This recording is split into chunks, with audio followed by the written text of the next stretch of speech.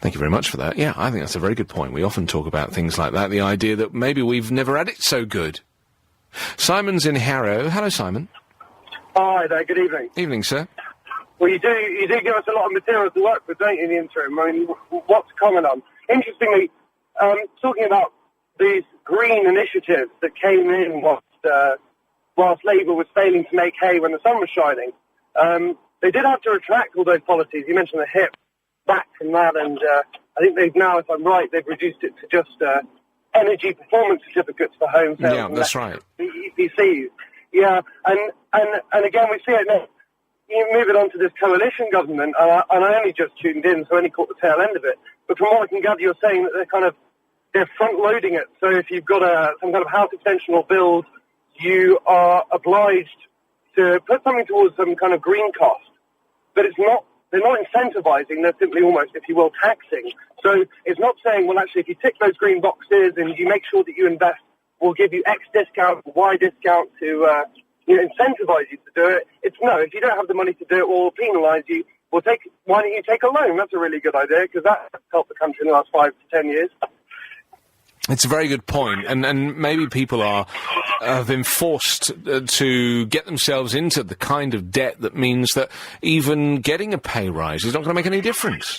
But isn't it directly contradicted to what we see every Wednesday in PMQs when, Mr. Miliband, who, maybe isn't so competent as an opposition leader, whatever, that's not the point. The point is, Labour got us into this mess, is borrowing the answer, and yet when it comes to green policies that, it turns out the government can't afford to be green anymore, well, the answer is something else, some level of personal debt, because that's the way to tick both boxes. Seems ridiculous to me.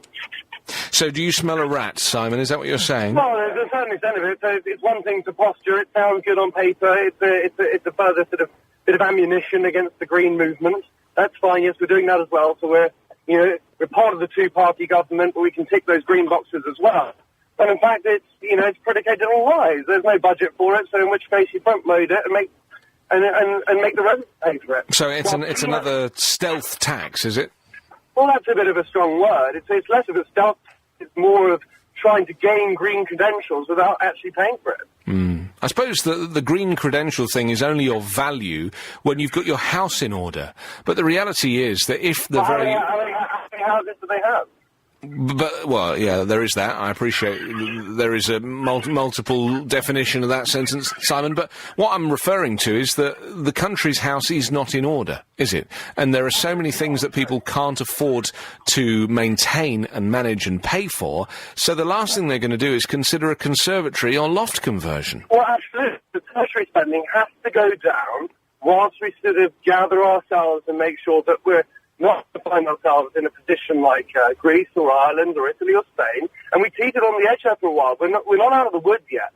So it might be argued that, yes, clearly the environment is important. I think scientific studies have established that. That there should be an emphasis there.